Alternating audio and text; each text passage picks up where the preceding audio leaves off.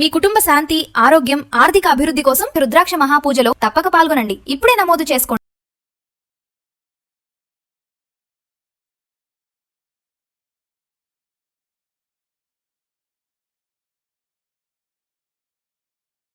నమస్తే, welcome back to Suman TV. Present మనతో పాటు ఉన్నారు stock market analyst Sundar Rama Reddy గారు.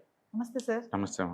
సార్, తమిళనాడు సీఎం విజయ్ మరి సీఎం అయ్యాక చాలా దూకుడుగా అయితే ప్రచారం ఎలా అయితే ఫ్రీబీస్ అయితే నెరవేర్చాలి అనుకున్నాడో అవన్నీ కూడా స్టార్ట్ చేయడం జరిగింది అనుకోవచ్చు.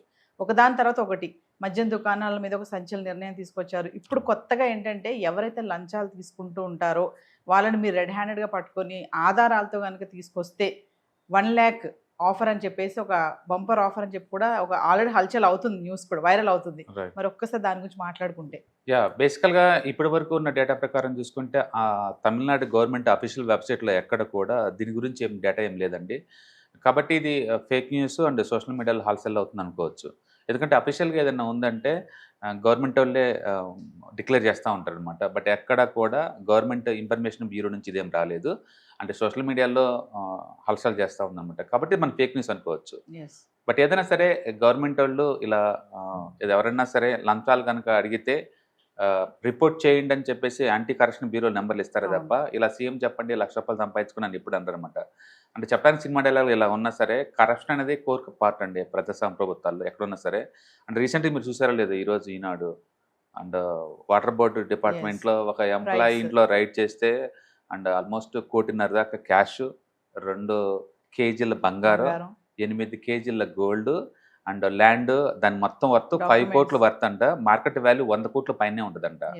ఒక గవర్నమెంట్ ఎంప్లాయీ వాళ్ళు 100 కోట్లు సంపాదించే క్యాబులు ఉన్నప్పుడు ఎమ్మెల్యేలు, ఎంపీలు అసలు దానికి లెక్కట్లే ఉండే అవన్నీ కూడా. అందుకని లంచాలకి 1,00,000 అనుకుంటూ పోతే గవర్నమెంట్ దివాలా వారం రోజులకి తెస్తుంది, అందులో డౌట్ లేదు. సార్, మనం గతంలో ఒక వీడియోలో మాట్లాడుకున్నాం, ఎన్నికలకు ముందు ఆ ప్రచారం టైంలో ఫ్రీబీస్ చాలా వరకు కూడా వాగ్దానాలు చేస్తారని. మరి అవన్నీ నెరవేరుతాయి అనుకోవచ్చు అంటారా? నెరవేరుస్తే అనే బదులు ఎన్నో కన్నీ నెరవేరుస్తారండి. ప్రతి గవర్నమెంట్ వాళ్ళు ఎలక్షన్లు గెలవడం కోసం ఏయో ప్రామిస్ చేస్తూ ఉంటారు. ఈవెన్ అన్నా డిఎంకే వాళ్ళు కూడా ఆల్మోస్ట్ 1,50,000 కోట్లకి ఏమో చేశారు వాళ్ళు. అండ్ డిఎంకే వాళ్ళు కూడా 1,50,000 కోట్ల చేశారు. అంటే విజయ్ పార్టీ వాళ్ళు అయితే సంవత్సరానికి 3.5 లక్షల కోట్లకి ఏం చేశారు. వాళ్ళతో పోల్చుకుంటే కొంచెం ఎక్కువనే కానీ అందరు చేసినట్టే చేశారు. ఇండియాలో ఏదన్నా పొలిటికల్ పార్టీ గెలవాలి అనుకుంటే వాళ్ళు సింపుల్ చేసే పద్ధతి ఏంటంటే జనాలకు అది ఇస్తాం ఇది ఇస్తాం అని చెప్పేసి ప్రామిస్ చేసుకుంటూ వెళ్ళిపోవటమే. అన్ని కాకపోయినా ఖచ్చితంగా కొన్ని చేస్తారు. మొత్తానికి ఏదైనా కానీ ఆ టోటల్ బడ్జెట్లో ఉంచి వీళ్ళ ఫ్రీబీస్కే ఒక 30-40% అయిపోయేలా కనబడతా ఉంది.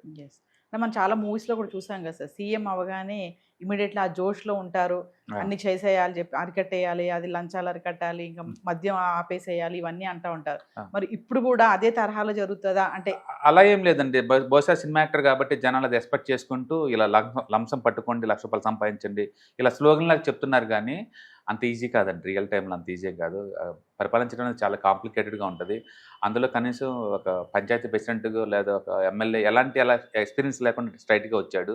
బహుశా ఇప్పుడు అర్థమవుతుంటుంది అది ఎంత కాంప్లికేటెడ్ సిస్టమ్ అనేది. అందుకని ముందు రోజుల్లో ఇంకా చాలా వరకు ఫేస్ చేయాల్సి ఉంటుంది. కాబట్టి కొత్త ముఖ్యమంత్రి కాబట్టి మేబీ 5 నెలలు టైం ఇస్తారు ప్రతిపక్షాలు కూడా. ఆ తర్వాత ఇంకా అటాకింగ్ బీన్ అవుతూ ఉంటాయి అనమాట. దీంతో కాలమిటీస్ ఏదో జరుగుతూ ఉంటాయి, వరదలు ఎక్కువ రావటము లేకపోతే వర్షాలు తక్కువ పట్టడం, ఇలాంటి ప్రతిదానికి ముఖ్యమంత్రులు రెస్పాన్సిబుల్ చేస్తూ ఉంటారు. అలాంటి ఎదుర్కోవాల్సి వచ్చింది అనమాట. ఏదైనా కానీ inexperience person and first time వచ్చాడు అండ్ కపుల్ ఆఫ్ మంత్స్ తర్వాత చూస్తే కానీ మనం కామెంట్ చేయలేము ఏం జరుగుతుంది అక్కడ అనేది.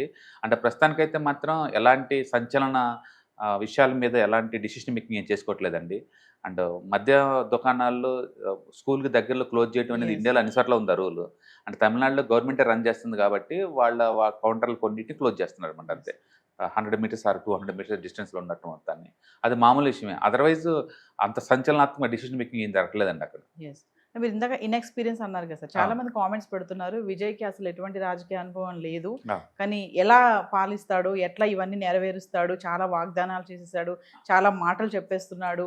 అంటే హీరోగా ఉండడం వేరు, రియల్ లైఫ్ లో సీఎం గా ఉండడం వేరు కదా, తనకి అవ్వదు ఇది అంతా అని కొన్ని కామెంట్స్ కూడా వస్తాయి. ఇండియాలో చాలా మన హిస్టరీలో చూసామనుకోండి, ఏలుముద్రగాళ్ళే సీఎం అయ్యి సమర్థవంతంగా పరిపాలించిన రోజులు ఉన్నాయి. కాబట్టి చదువుకి వాళ్ళ సంస్కారానికి వాళ్ళు చేసే పనులకి లింక్ లేకపోవచ్చు.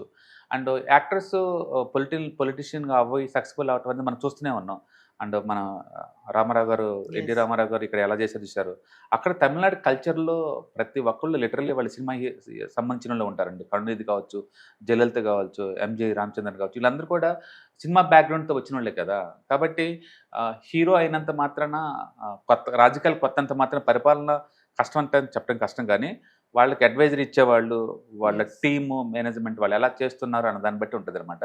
కాబట్టి కొత్త కాబట్టి సరిగ్గా చేయడం అంటానికి ఎలాంటి ఎగ్జాంపుల్ లేదు. ఎక్స్పీరియన్స్ వాళ్ళు అయితే బాగా చేస్తారు అంటానికి కూడా ఎగ్జాంపుల్ ఏం లేదు. Yes. కాకపోతే ఒకటి వాళ్ళు డీల్ చేసే పద్ధతిలో కొంచెం తేడా ఉండొచ్చు.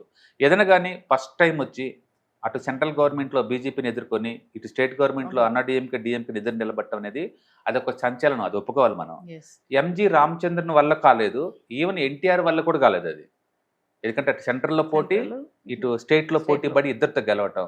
అండ్ మెజారిటీ 108 ఎంపీలు వచ్చినా సరే అండ్ 140 ఎమ్మెల్యే తోటి ఫ్లోర్లో టెస్టులు పాస్ అవటం కూడా మామూలు విషయం ఏం కాదు. Yes. మొత్తానికి లక్ ఫేవర్గా ఉంది, హార్డ్ వర్క్ ఫేవర్గా ఉంది. అండ్ విత్ ఇన్ ద 2 ఇయర్స్లోనే తమిళనాడులో సింగిల్ పార్టీ లీడింగ్ అనేది మనం ఊహించలేము అనమాట. Yes. మొత్తానికి సంచలనం అది. హోప్ పరిపాలించడం కూడా ఒక సంచలనంగా ఉంటుందని మనం అనుకోవచ్చు. అంటే ఏదేమైనా ఇది గవర్నమెంట్ నుంచి అఫీషియల్ గా వచ్చిన నోటీస్ ఇస్తే కాదనుకోవచ్చు. రూమర్స్ అండి, 1 బహుశా lakh ఆఫర్ అండి. బహుశా ఫ్యాన్స్ వాళ్ళు సినిమా డైలాగ్ పట్టుకొని చెప్తున్నట్టున్నారు. అండ్ అవినీతిని బట్టు అండ్ ₹1,00,000 కొట్టు అన్నట్టు. బట్ రియాలిటీకి అయితే అలాంటిది ఏం లేదండి. ఇంతవరకు ఏ గవర్నమెంట్ కూడా అలాంటి డిక్లేర్ ఏం చేయదు. కావాలంటే ఒక నెంబర్ ఒకటి ఇస్తారు, యాంటీ కరప్షన్ బ్యూరో కాల్ చేయండి, వాళ్ళు మేము శిక్షిస్తాం అంటారు నార్మల్ వేలో. ఇవాళ రేపట్లో గవర్నమెంట్ ఆఫీసులో లంచం అనేది క్యాన్సర్ లాగా పట్టిందండి, అంత ఈజీకి పోదు. Yes. అందుకని వీళ్ళు చెప్పే 1,00,000 2,00,000 అలా కాదు, కానీ బట్ నిజమైతే బాగుండు అని అందరికి అనిపిస్తుంది, అదైతే నిజం. Yes. ఏదైనా సరే మొత్తం సోషల్ మీడియాలో ఇవాళ రేపట్లో ఏంటంటే ఎవరు క్రియేట్ చేస్తారో తెలియదు, అది మొత్తం కింది మీదకి హల్చల్ అయిపోతుంది. ట్రెండ్ అవుతుంది. చివరి గవర్నమెంట్ వాళ్ళు మేము అనలేదు అని చెప్పాల్సి వస్తుంది అనమాట అది. Yes. బట్ గవర్నమెంట్ దగ్గర నుంచి అలాంటి డిక్లరేషన్ అయితే మనకు కనిపించడం లేదు. Yes. Thank you, sir. Right.